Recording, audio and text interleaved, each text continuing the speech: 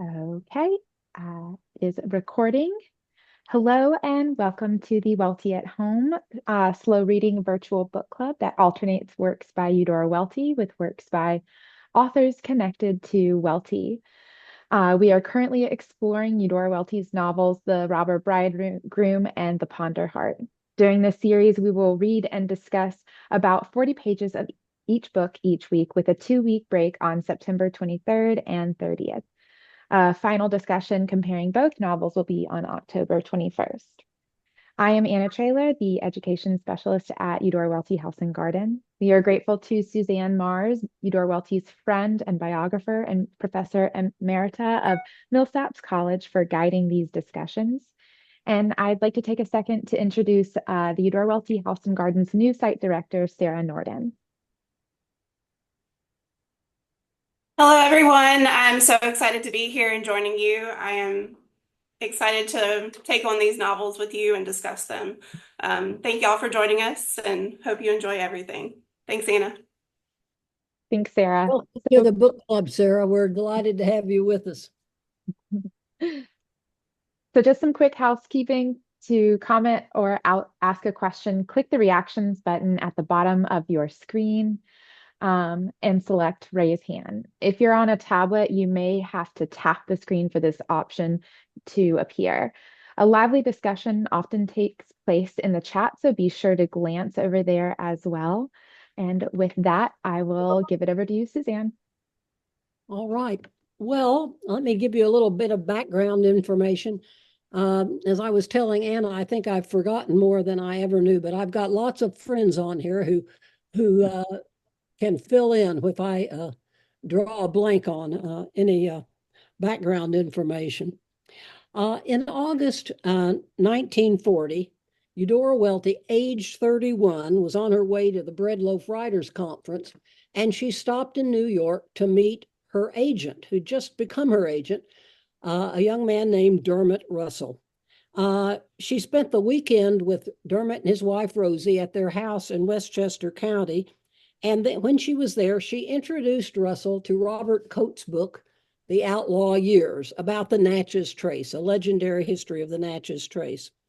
When she, on her way back from Breadloaf, going home, she stopped again, visited with the Russells, and she left Coates' book with Dermot Russell. And when she got back home, she wrote him this letter. She said to him, "There are some things about a state that nobody could even know about who has not lived there a long time. And those things should determine the whole approach, don't you think? And I believe I could find stories, old ones, new ones, and beliefs and songs and violent events all over the place to show what the life here is to my belief. Think of all the people who would be in my book. Wonderful Indians to start with, and the Indian tales are beautiful and dramatic and very touching, some of them. And Aaron Burr and Blennerhassett, and Lafayette and Audubon and Jefferson Davis and the bandits. You keep the outlaw years. There is one around Jackson. And Lafitte the pirate, and all kinds of remarkable people." So in the fall of 1940, she was thinking about writing stories about the Natchez Trace. And the first of these stories she produced was The Robber Bridegroom, though it was not the first published. It was held, I thought about putting it in A Curtain of Green, but they held it out for separate publication, and it was published as a book in October 1942. Marianne Hauser in the New York Times Book Review said, "Miss Welty's style is concise yet rich, like the sound of an organ. There are more facets to her art than one would have expected, even after A Curtain of Green. Once again, the wealth of her talent has been proved." Lionel Trilling in The Nation didn't like The Robber Bridegroom. The Times Literary Supplement dismissed it, but it was praised by Nathan Rothman in the Saturday Review. And it was a strange book, one that didn't fit in conventional categories. It was legendary history. Characters like Mike Fink, Little Harp, the Natchez Indians, all out of Mississippi history, but a Mississippi history filtered through people like Robert Coates in a kind of legendary fashion. So the Harps were brutal serial murderers, and they both lost their heads. Big Harp had his stuck in the crack of a V of a tree. Little Harp had his on a pole in Old Greenville, just out of Natchez. Samuel Mason's head was in blue clay, not Big Harp's, but Welty has rearranged that. Mike Fink was the flatboatman, the noted braggart, a crack shot. So legendary. And of course, the story of the Natchez Indians and being massacred themselves and then fighting back with a massacre for a massacre. Fairy tales. The most important one, the robber bridegroom itself, although Welty changes the story of the robber bridegroom, but she saw what was going on the trace in the terms of fairy tales, but also the fisherman and his wife, the goose girl, Rumpelstiltskin, Snow White, Cinderella. I probably left out some. So fairy tales and mythology, the story of Cupid and Psyche, all come into play here. In 1975, Eudora's old friend, Charlotte Capers, who was the head of the Department of Archive and History and also the president of the Mississippi Historical Society, asked her to give a lecture about her fiction to the Mississippi Historical Society. And she decided she would talk about her non-historical historical novel, The Robber Bridegroom, and she did. The essay about that, called A Fairy Tale of the Natchez Trace, is published in the Eye of the Story, if anyone wants to look at it. And Welty also in 1963 wrote an essay for the New York Times Book Review about fairy tales. It was called And They All Lived Happily Ever After, and you might want to have a look at that too. And I'm pretty sure Anna can get us copies of those sent out if anyone wants them. Certainly of the New York Times Book Review, I think we could get you a link. So let's talk about the robber bridegroom. We're going to talk about chapters 1, 2, and the first half of chapter 3. And of course, it's possible, as many people have done over the years, to read this novella without benefit of without knowing about the allusions that are run throughout it. But I think a knowledge of her sources can enrich our reading, and I hope we'll bring those in as we go along. It'll enrich our sense of Welty's artistry. We'll see how she used elements from her sources, but she was not translating them. She was pulling bits and pieces out, changing things, totally altering them for her own purposes. Leanne Bryant used to quote Eudora saying that she used fairy tales and myth as you would use salt and pepper. You know, sprinkle some where you want it, but you're not trying to create a finished reproduction of a tale that's already been told. So we'll talk about those sources as we go along. And if you've done any reading about them, want to bring them up, please do. And we've got a number of scholars with us who will be delighted to share with us, and I'm going to call on them too. So we'll do that. Okay, let's start with chapter 1, which is set in Rodney's Landing. And anyone want to start us off on chapter 1? I thought we might just start with the first paragraph. Always a good place to start. And then we'll move from there. It was the close of day when a boat touched Rodney's Landing on the Mississippi River, and Clement Musgrove, an innocent planter with a bag of gold and many presents, disembarked. He had made the voyage from New Orleans to safety. His tobacco had been sold for a fair price to the king's men. In Rodney, he had a horse stabled against his return, and he meant to spend the night there at an inn, for the way home through the wilderness was beset with dangers. As his foot touched shore, the sun sank into the river the color of blood, and at once a wind sprang up and covered the sky with black, yellow, and green clouds the size of whales, which moved across the face of the moon. The river was covered with foam, and against the landing the boat strained in the waves and strained again. River and bluff gave off alike a leaf green light. and from the water's edge, the red torches lining the landing under the hill and climbing the buff to the town stirred and blew to the left and right. There were sounds of rushing and flying from the flourish of carriages hurrying through the streets after dark, from the bellowing throats of the flatboatmen, and from the wilderness itself, which lifted and drew itself in the wind and pressed its savage breath even closer to the little galleries of Rodney, and caused a bell to turn over in one of the steeples, and shook the fork, and dropped a tree over the racetrack. Holding his bag of gold tight in his hand, Clement made for the first inn he saw under the hill. It was all lighted up and full of the sounds of singing. Okay. Oh, I've got hands raised already. How about you, Cheryl? What do you want to say here? I think Jane might have been ahead of me though. Well, we'll go Jane and then Cheryl. Thank you. Yeah.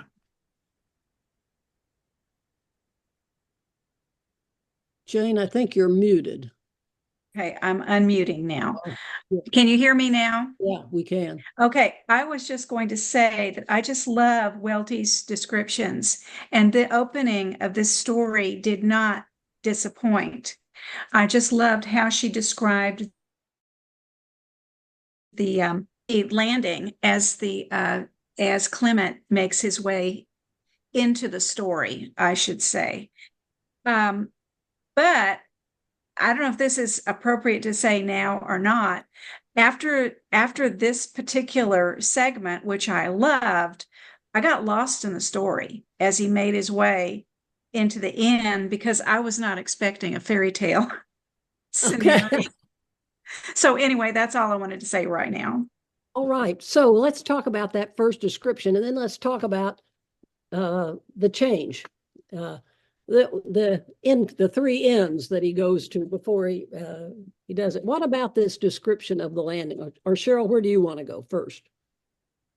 Similar to what Jane was saying, because I think many of you know my pattern is to try to go into it blind, and especially based upon the year of publication, put myself in the mindset of a reader at that time period. So I was very confused and was asking myself, was this a fantasy or a fairy tale? And what time period is it? And, why weren't these particular inns good enough for for Clement to stay in? And then finally, I went back and looked at the back of the book again. And so I didn't feel like I was cheating because it specifically named figures of Mississippi's past. And I was like, well, in 1942, I could technically check an encyclopedia at home or in the library. So I Googled Rodney's Landing. And I found it very interesting that today it's a ghost town, but at the time Clement arrives, it's like bustling and they're singing and there's lights so that helped me narrow down the time period. And then when slaves were mentioned, but the aspect of, is this a fantasy? And then is it supposed to be like kind of like a Mother Goose tale where he goes to three different inns and doesn't stay at them because of the missing ear? And so I had to figure that part out. I'm sure others did too. Like, what's wrong with the guy having his left ear pinned to a market cross in Kentucky? Oh, okay, he's a thief. But then ultimately Clement gets involved with a thief and I'm assuming a rapist based on what I understood of chapter 2. That's all right. Mm-hmm. Okay, yeah. So here we have, I love that you're reading it blind. I think I wish I could go back and capture my first reading again. So here we're getting the first responses. The vivid description, I want to talk about what's in that description, and then entering the world of fairy tale where these one innkeeper looks like a rabbit with his two big ears. And okay, so we're in a fantasy world. Susan. I haven't read this for about 40 years, so I feel kind of blind myself. But it reminded me as I was getting in of a story by Nathaniel Hawthorne. Where you're at the edge of a wilderness of some sort. You have this character who you're following in, and the whole world seems somehow symbolic in ways you're not sure of yet. Everything is kind of highly charged. the bag of gold. The river is the color of blood. His foot touches the shore. I mean, green clouds the size of whales. I mean, everything is like being in a dream, and you're starting to kind of think, well, what kind of a world is this? And it seems to be a world that's kind of violent and huge and kind of frightening. And, how is he going to get through this? How are we going to get through it and figure out what it means? Yeah, it's a kind of surreal landscape, isn't it? That description. And so we're getting that sense of this mysterious world. And I love the comparison to Hawthorne. And I hope we're going to talk about what the frontier means and the exploration of the meaning of the frontier, both psychologically and more realistically as well. I want to call attention, and I'll let Harriet talk, to one word here that Eudora calls our attention to tell us that she thinks we should know we're getting into a fairy tale fantasy sort of world, and that's the word innocent. Rodney's Landing. And I also want to mention, Cheryl, those of us who have been to Rodney's Landing know it's not like this, all right? It is a ghost town now. But Clement Musgrove, an innocent planter. She said, that's not real, an innocent planter. Okay, yeah, Harriet. So we're talking about innocence and experience here. Yeah. I'm thinking about all those bags of gold. There are a lot of bags of gold in the section that you just read. And of course, then I'm thinking too about the left ear and the idea of thieves. But I think we're setting up to be interested in the economy of the country, of this new country, and the idea of wealth and theft, that was one thing I pulled out from your reading. The other thing we were talking about innocent. I was thinking about there's a passage in the Welty Review, Once Upon a Time, where she says, ogres who enjoy eating people show children very well in fantasy what will threaten them later on. We are all brothers, but some of us are loveless. And there's Welty kind of talking about what fairy tale gives us that is not about fairy tale fantasy, but about what really does threaten us. The reality conveyed through the fantasy, and the reality is often far worse than the fantasy. Yeah, that's for sure. So the innocent planter, the bags of gold, the economy, how are people making money in the new world? What is the means of attaining this wealth, and who are the thieves, and what is the relationship to the land? All of those questions are going to be raised. Yeah. All right, Cheryl, what else?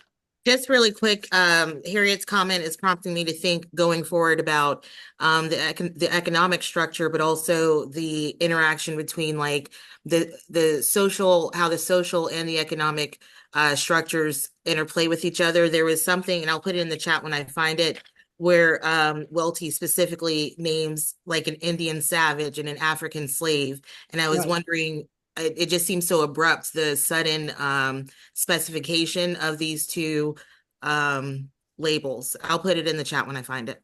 I want to talk about that, both the references, and we can do it now if you want to slavery and to the Indians.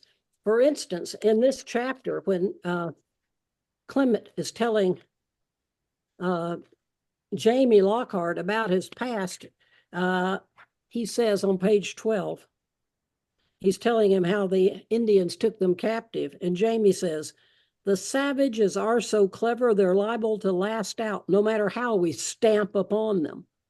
The Indians know their time has come, said Clement. So what about these references? Or I don't know if there's one to slavery right now, but there is that one to the Indians in this first chapter. What about that? Jamie Lockhart. What do we know about Jamie Lockhart? We meet Jamie Lockhart and Mike Fink and Clement Musgrove in this chapter. So let's talk about how we meet Jamie Lockhart and what we think of him in this chapter. Suzanne, can you repeat the page number that reference is on? Yeah, it was on 12. Page 12. Thank you. And we're referencing the Library of America edition. Thank you, Anna. Thank you. Yeah, I'm sorry. I hope most of us have the same text. Beverly and then Jane. Beverly?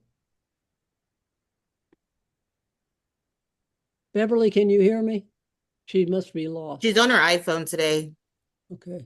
Go, Jane, and we'll see if we can get Beverly unmuted here. Okay. I saw, well, first of all, Jamie was the one that saved Clement from Mike Fink. However, looking closer at his speech, you see references to the sneakiness of Jamie as he's talking to Clement. For instance, and I don't have the page numbers that you all probably have because I'm reading digitally on a copy that I bought over the internet, but mine is page 16, but I can't really find it.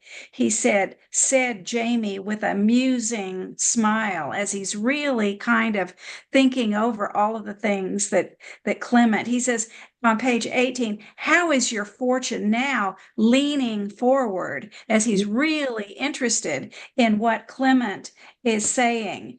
And then on page 18, Welty makes it clear when she says, instead of seeing the true fact that Jamie now knows everything about him, as Clement is thinking he's knowing everything about Jamie, which really proves his innocence in the story. Clement, I put down, is kind of like a trusting little king in a fairy tale, not really, and it becomes rather comic when you think about that as he's telling Jamie the story of his life, Jamie is really looking into how he can maybe trick Clement.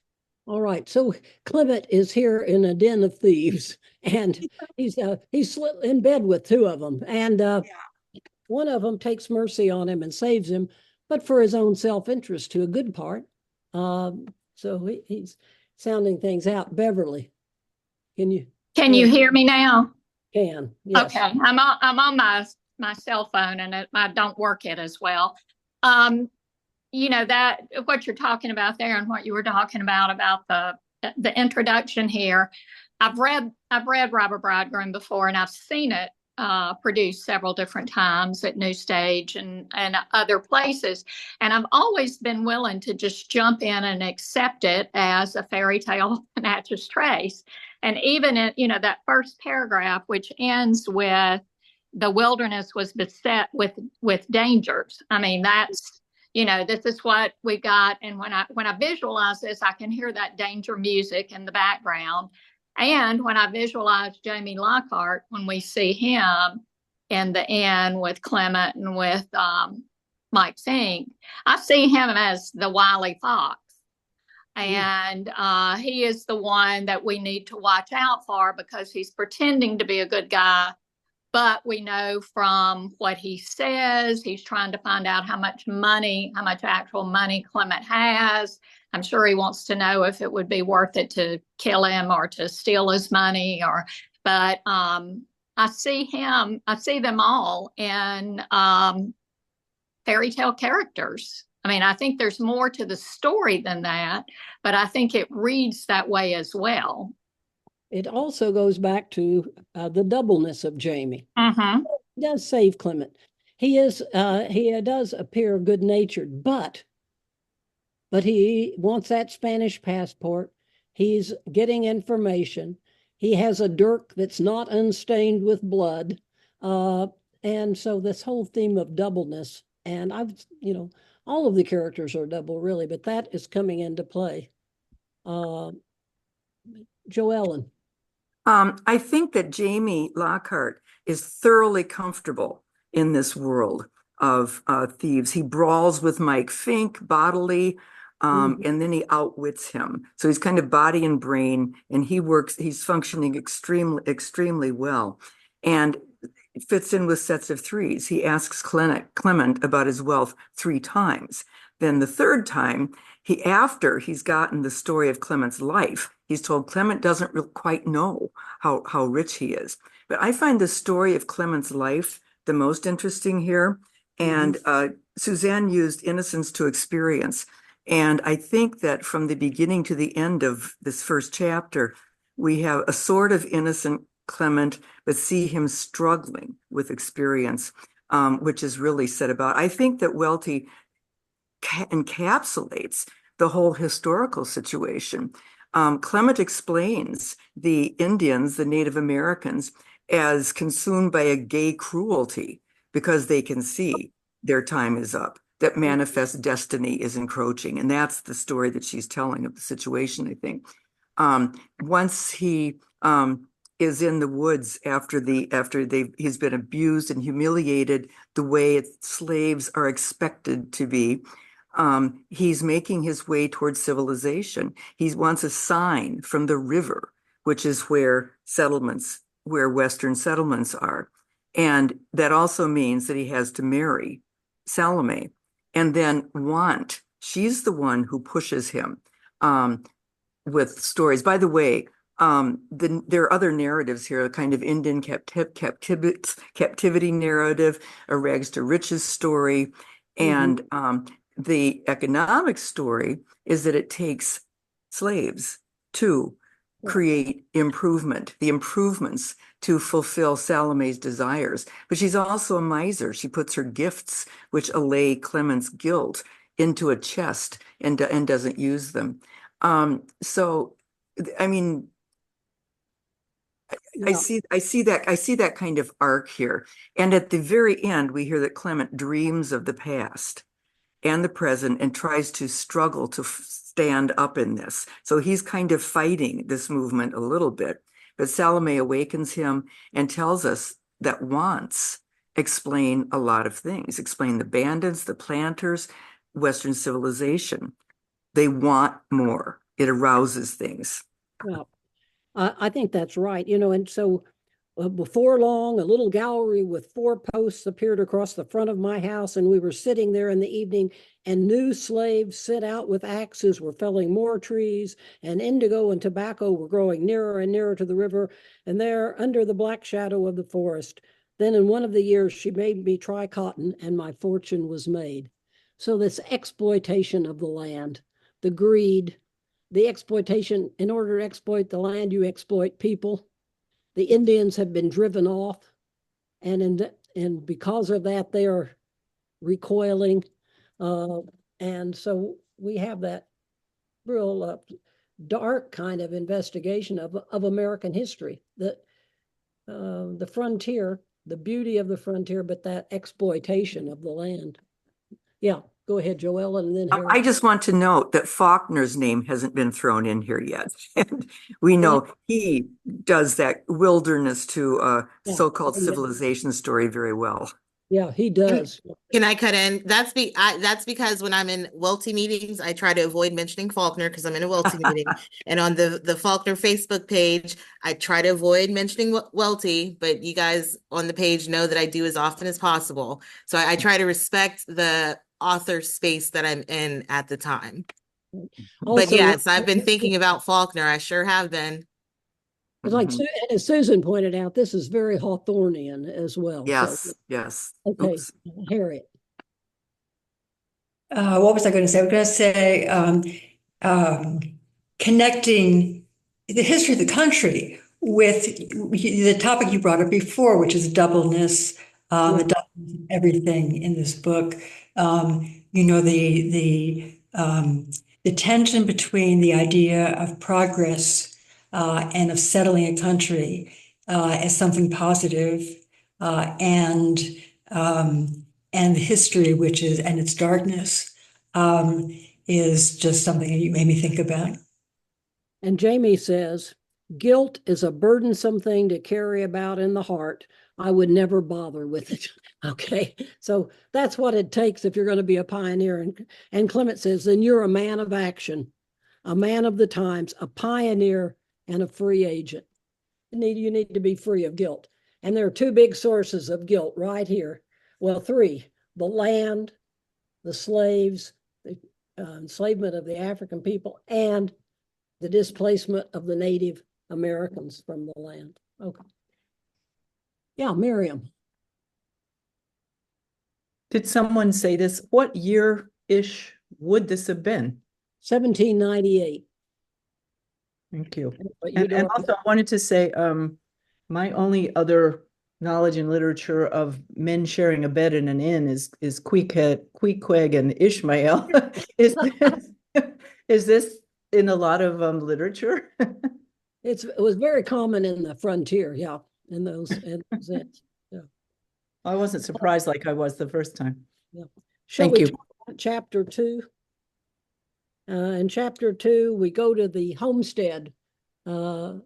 And I never know, in the Robert Bridegroom, the play, they called her Salome. I always say Salome, so I'm not quite sure what the correct pronunciation is, but the home that they share with Rosamond, and that's where we are set here. And Harriet has a wonderful article about about the Robber Bridegroom. And Harriet, I didn't know this before, that ballad of young Andrew. I don't think I've ever heard that, but the ballad that Rosamond is singing at the first is the ballad of young Andrew. And in this ballad, is Harriet will, if you read Harriet's article, you'll find out, Andrew persuades a girl who loves him to rob her father so that they can get married. But later he steals all her clothing as well as the money she has taken. And then he says, okay, now you can go home naked or you can die here. What do you want to do? And she goes home naked, but her father says to her, you took my money. You can't come in, and lets her die right there on the doorstep. So this is the ballad that Rosamond is singing. And then, of course, it's the same plot as our novella, but it has a very different twist to it at the end. Yeah. So thank goodness for scholars who find these things for us. Yeah. Jane, and then I'll see if Harriet wants to talk about the ballad. Well, before we go into chapter 2, which, by the way, I really started enjoying the novel at chapter 2, but did we ever answer the question of why he didn't stay at the first and second inn and went to the third? That is a puzzle and a problem for me in this novel. I think the answer is that he is an innocent, but he thinks, okay, I'm observant, I'm a little bit clever, and okay, that innkeeper has lost an ear, he's a thief. The next innkeeper has lost his other, he's a thief. I'll choose the inn which is more reputable. And he chooses one where he gets in bed with Mike. Right. And so he makes absolutely the wrong choice because he is the innocent, because he doesn't know and understand the world of experience. That makes sense. Thank you so much. You're welcome. Harriet, you want to talk about young Andrew? No. No. I can do that. Can you hear me? I'm still getting an mute sign. Can you hear me now? Yeah, we can. I can hear you. Yeah, I was going to say first, I think that there, while we're talking about the inn and all that, we're connecting to the tradition of the big brag, to the tall tale. I'm thinking, Of course, was a legendary teller of tall tales, a braggart. And so we are in that tradition of old Southwestern humor in the tall tale. Yeah, go ahead, Harry. Old Southwestern humor, which is political humor about interpreting the Southwest to the Northeast and blaming the economic condition of the country on Jacksonian Democrats it strikes me as interesting in our own political moment, the idea of political humor of another era and trying to understand it. But I was not thinking about that at the moment. I was just thinking about the kind of big brag tale of, Davy Crockett, who fanned himself with a hurricane and picked his teeth with a pitchfork and drank the Mississippi dry. So, I mean, there are all of these different allusions that Welty is pulling together that create for a reader expectations about how to read. They're kind of like they're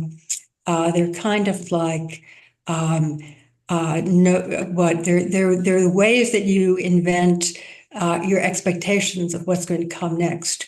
I was thinking about Jane saying that she wasn't reading for fairy tale, and then she got, couldn't read it until she figured out she was reading for fairy tale. Yeah. There is this specific allusion to a ballad, a young Andrew that Suzanne has now already lost, and it runs throughout the relationship between Rosamond and Jamie Lockhart, and I think about Rosamond and Welty both. I think the line in the Robert Bridegroom is that Rosamond would open her mouth and lies would fall out like diamonds and pearls. The idea of being a fictionizer and of having your way with stories. And I'm thinking about the way in which the story that Suzanne just summarized is a story about female betrayal, about loveless men. It's a story about seduction and violation. Rosamond sings the ballad. Of course, she doesn't sing the whole thing, so it's helpful to know more than she sings. But it is a story about that she's rewriting in her interchanges with Jamie. So Jamie's interest in each successive layer of clothing as he steals them, and Rosamond's supplication, "Were you born a woman?" And Jamie's reply that he'll have all, and Rosamond's story of the father and 7 brothers who will want revenge, and her decision to go home naked rather than die on the point of a sword. All of that is from the original ballad. The thing is, the way that Rosamond plays it, it is singing lines to tell herself a story that is kind of educating herself on the potential victimization of woman that she expects to disarm, and she will. So that this story is about revising the plot. It is about giving Rosamond the power to rewrite it and transform it. And so there's the continued play with the idea of this Scottish ballad of young Andrew through the text as Ross, but it's just it's dangerous. It is darkness. But it also is something that is played in a way that gives Rosamond a chance to rewrite. Right. It's interesting that Rosamond never sings the last part. She sings the first. And she is resilient. And I think you're right that Welty is casting her as in her tales are like fairy tales. Diamonds and pearls come out.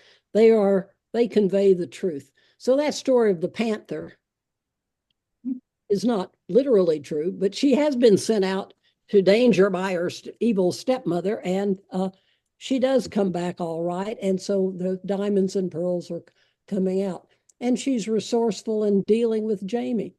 But I wanted to also ask you all about this. She comes back and Salome says, clean the house, wash the floors, cook the supper, set the table, and she does it all, She's Yeah. not resistant to that. So we ought to we've got that one creative, resourceful, but then we've got the sort of conventional as well, I think. Yeah. Joellen and then Cheryl.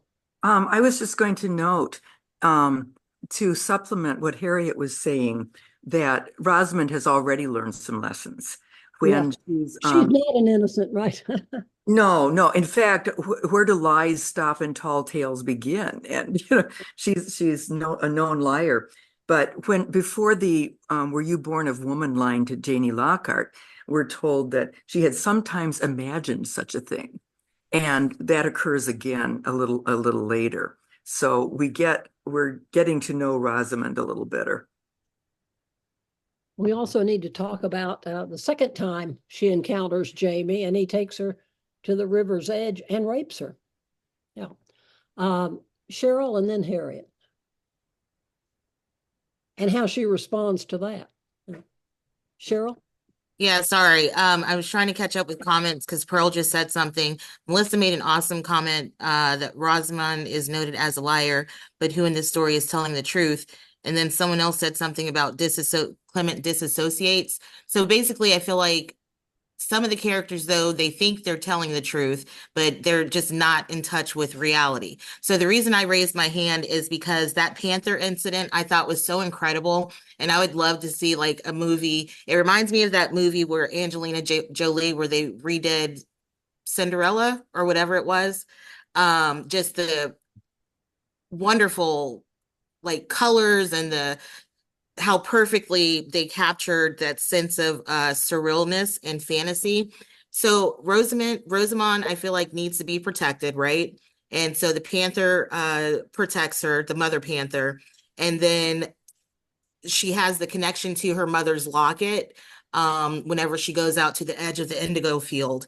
And that actually makes it hard for me to understand why Welty would say that when she sent her out to go milk the cows, that when Salome took the locket, that Rosamond never missed it. And I don't understand that. But then next we have this moment of maternal nurturing where she's milking the cows, which she didn't know how to do, but the creatures allowed her to lean her head against their soft foreheads. And that's such a close bonding maternal moment. And then for Jamie Lockhart to actually kidnap her and rob her of her virginity at just after that moment. And when he lifts her up, pail of milk and all, none of it spills. And I'm not sure what the symbolism is about none of it spilling, but I just, fairy tale of none of it spills. I think I want to say go back. Here is Rosamond when Salome says, "Go out and milk the cows." And she said, "Why should the slaves not milk the cows? For they do it every day, and I have never done it before." And she's accepting that. So here we have our ideal heroine, our beautiful heroine, but who is resilient, resourceful, but she's also accepting of the culture in which she lives. And then what about I'll come back to the question of the rape. Yeah. Jane. I just want to talk for a minute. I want to get away from plot and talk about Eudora Welty's style for just a minute. I find that her language, I just laughed all the way through this because her language is so comic, because she has this beautiful saying of Rosalind, how she's going to get dressed and she's going to go out, how beautifully she's dressed, and she makes herself a cake. And then the stepmother says, "If you don't come back with this, I'll break your neck." And it's just the juxtaposition of the ideal, the romantic in her storytelling with the ordinary and the mundane. As she's talking, for instance, as she was coming back to her family after the rape, there was this beautiful story that she told about the panther, as Cher was talking about. And then somebody, well, I don't know if it's the father or the stepmother, says, "There she is, naked as a jaybird." And it's just the comic language of beautiful romantic stories juxtaposed against just the ordinary ordinary speak that people would have. I find that hilarious. I love that. Tell me the story. You're naked as a jaybird. What's going on? So yeah. Salome says, Rosamond, speak. Where are the potherbs I sent you for? But her father said, in God's name, the child is as naked as a jaybird. Okay, so the parents in conflict. Yeah. So what about the rape? She comes back. It's the story of Persephone as they're riding on if I've got that confused, where she goes on the horse, where she's riding on the horse, just that beautiful scene of running away with Jamie. Yeah, and glad to be running away with him. Harriet? Yeah, this is the other time I've written about this story has been about Welty's habit of writing rape narratives that are almost stories of sexual fantasy. But I am thinking about how in this story we have rape and Rosamond is on a mission that she more or less gets away with, of rewriting the rape as female pleasure, and there with the disturbing quality to it, the threat, what she has to manage, what Rosamond as a woman has to manage, but this the idea. I want to ask you about this because I see it a little bit differently than that, but maybe I'm off on a tangent here. But I see Rosamond as being, on the one hand, as being double herself. On the one hand, creative, adventurous, a writer, sort of a writer. On the other hand, accepting her role in the household. When later on, when she's with the robbers, cleaning up the house, taking care of things, playing that conventional role, and also then sort of accepting the role, of rape, even when she sees him as her husband, and the rapes continue. He takes what she would have given. That it's part of her acceptance of the sort of culture of female inferiority in the relationship, and so that you have her not being the rebel, really. I mean, that she's both. She is convention, acceptance, and defiance at once. So there's that sort of doubleness in her. I agree with that. I think that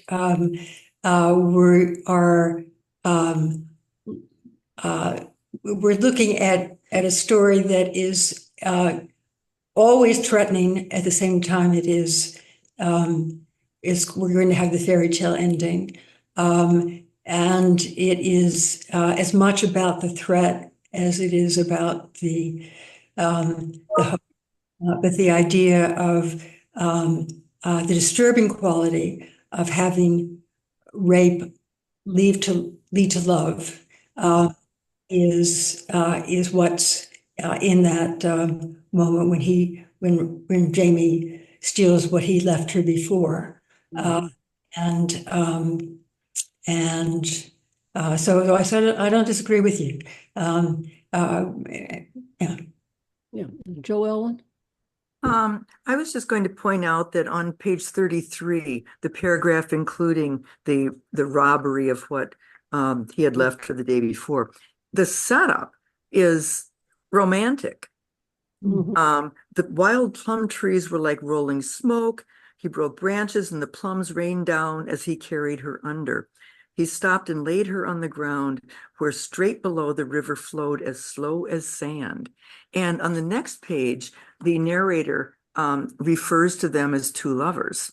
And that builds up to the very end of the chapter 2, the last page in 37, where we're told what Jamie Lockhart wants.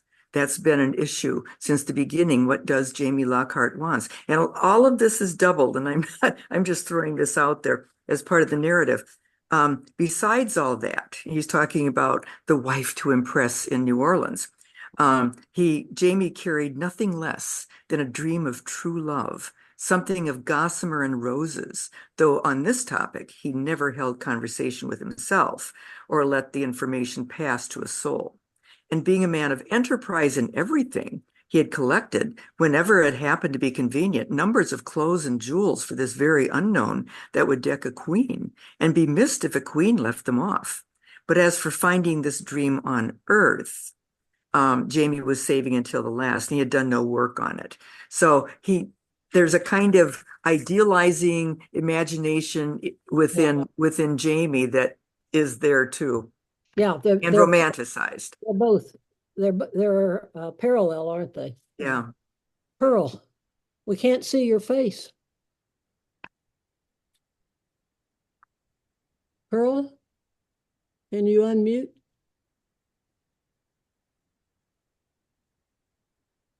There you are. Nope, you're not unmuted. Harriet, why don't you go and then we'll see if Pearl can get herself unmuted there. Oh, there she is. Good. Oh, Am I there? you're here. Speak. Okay. Speak, Bright Angel. Well, just to use a cliche, Welty is playing fast and furious with all fairy tales, everything that comes to mind, whether it be Cinderella or Snow White or the fisherman and the wife and everything. So it's okay to me that all of a sudden she's cleaning like Snow White, or that she's, whatever. But I think it would be interesting to read all these fairy tale things as we have done in the later 20th century with revision, so that's where it gets to Rosamond and the others being doubles. So she seems brave and bold and everything, but at the same time, she conforms in other sorts of ways. So how far can Welty make her stand out from the fairy tales for a more contemporary reading? I think is sort of my sort of question there. And then I just wanted to add one other thing on page 35, when Clement is talking to Jamie Lockhart, and he says, all that is that he knew himself, quote, for the prize bird of the information, meaning the rape, was not yet in his net. So lovely little language to describe this. And I think it calls up the whole question that Rebecca Mark and Harriet and so many others have questioned, like what constitutes a rape? I mean, I remember Rebecca Mark saying there are no rapes in Welty, saying that they were all in some part consensual. And that's where, yeah. Okay. So I better, before I get in more trouble, I'll just stop there. Oh, you're not in any trouble. Yeah, Harriet. Yeah, I was going to say that I think that as the text goes on, I won't do any spoilers, but as the text goes on, we keep moving back and forth between the idea of rape as rape and murder and the idea of being able to read it differently. Or have Rosamond have her way to turn what is a story of rape into a story of female pleasure. But I think it's an ongoing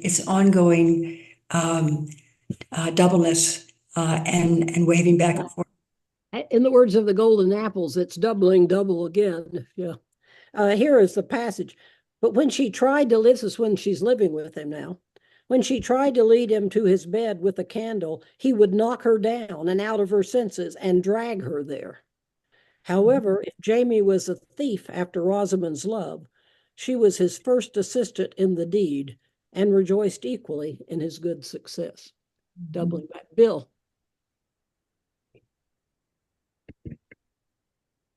Can you get up there, Bill? Are you there? Yeah, sorry. I was having trouble. Just a couple things. One of the early fairy tales that reminds me of is Psyche and Cupid. Yeah, and where definitely in mind. And you might have already mentioned that I had to come in late. And this, if I remember right, this is her first writing after her first series of short stories. That this novella came out after that, and I thought, wow, what a courageous writer! Here she's established this reputation as a fine short story writer, and then she tells an American fairy tale, which I thought was wonderful. It was. She once sent a letter to somebody, sent a story to her friend John Robinson, and it was Sir Rabbit, I think, and she wrote on the front of it, "All is risked on every line."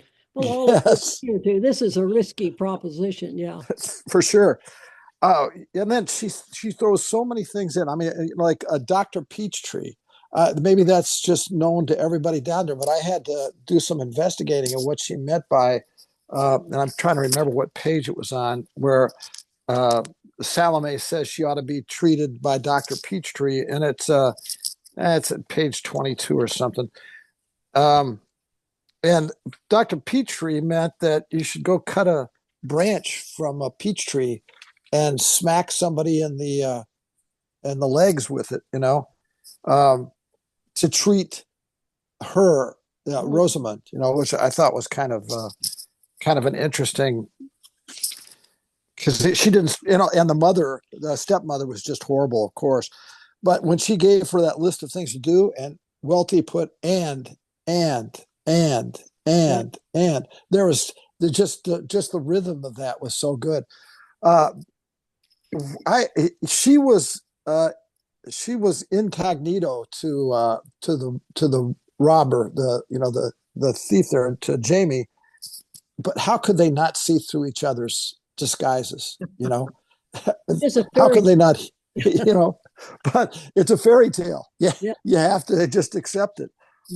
So like almost all these, like Psyche and Cupid, I didn't read what Cupid did as rape any more than I necessarily read what Jamie did as rape. It's part of the story that seems to keep being played out over and over and over again. It's not a pleasant part, that's for sure. But I thought it was just a marvelous story. I really like it. I love all the things she did. It was great. Very, very enjoyable. Pearl and then Anna.